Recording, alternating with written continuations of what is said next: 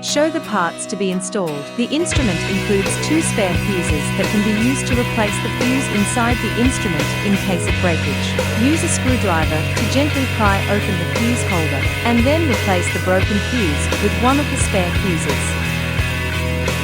Install the accessory holder. Install the face handle. Install the body handle. Put all the installed handles into the corresponding holder in turn.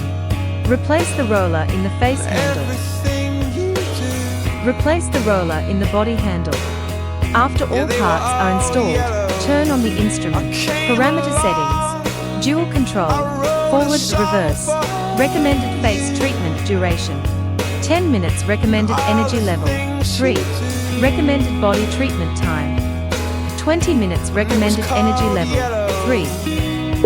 Single control, forward, reverse: 10 minutes. Recommended energy level: 3.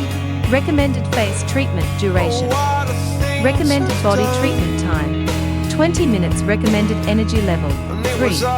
Turn off the instrument and unplug the power cable.